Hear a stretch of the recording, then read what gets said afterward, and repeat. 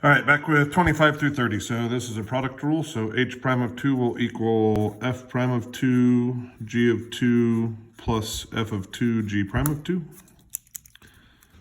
So I go take a look up here. F prime of 2 will be the slope of f. The slope of f is 1/2 everywhere.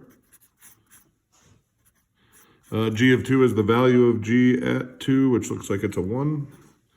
F of 2 is the value of f at 2, which looks like it's a 3. And g prime of 2 is the slope of g, since the line it doesn't really matter where at, but the slope everywhere is -2. So we get 1/2 minus 6, which would be -11/2. Here we have a limit as x goes to infinity. When we're looking at this limit as x goes to infinity, we're trying to figure out which function's more powerful. This one's pretty tricky, so this is how I thought about this. This x doesn't matter because this is so big. So then I'm looking at natural log of e to the 3x over x, and the rules of logs allow me to move that 3x out front. So then I would have 3x natural log of e over x, and since natural log of e is equal to 1, that just goes away, and I have 3x over 3, whose limit is 3. Next one says, here's a picture of f prime, and then it wants to know which of two are about f. It says f is continuous on the open interval a to b. That's definitely true, because if f prime exists everywhere, f is differentiable. If f is differentiable, it's then continuous. It says f is decreasing on the open interval from a to b. F would only be decreasing if f prime was negative the whole time, not negative slopes, but negative values. It's positive in this whole section here, so we'll say no on number 2. The graph is concave down.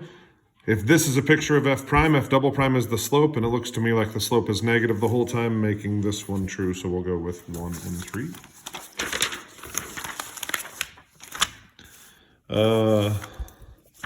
This one here, 28, give me 1 sec, sorry, is a related rate.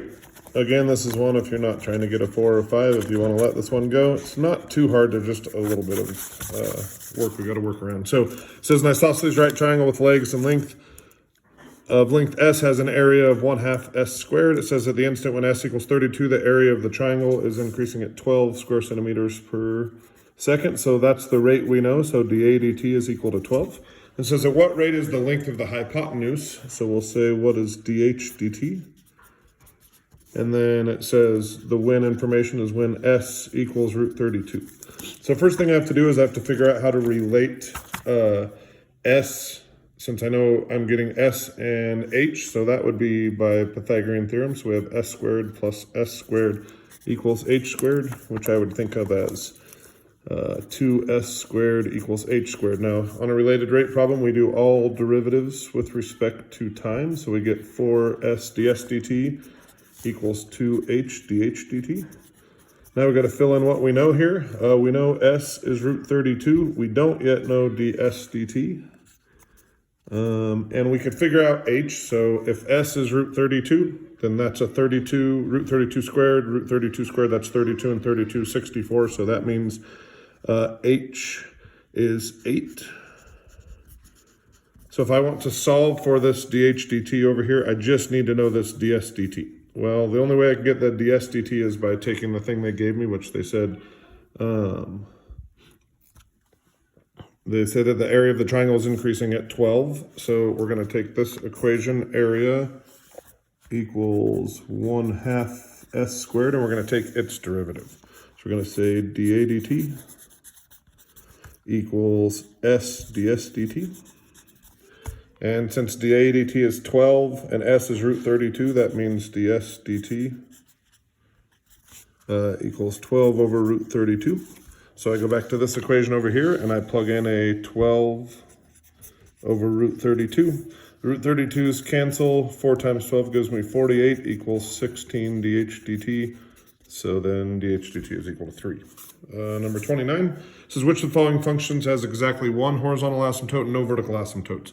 None of these can be simplified mathematically, which means both this one and this one have a vertical asymptote because the bottom can be equal to 0. So those are gone. So now I know both of these ones, neither of these have a vertical asymptote because the bottom can't equal 0. But it says I can only have one horizontal asymptote. If you think about it, as we go right and we go left, this function does the same thing, but this one does not. Meaning this one will have 2 horizontal asymptotes and this one will only have 1. Okay, this was tricky. I actually had to ask Miss Smith because I couldn't figure it out, but it says for a certain continuous function, the right Riemann sum approximation of this for n subintervals is this 2n plus 1, 3n plus 2 over n squared. And it says, what is the value of this? Well, the value of this integral would be what would happen if there were an infinite number of subintervals. So we'll say the limit as n approaches infinity.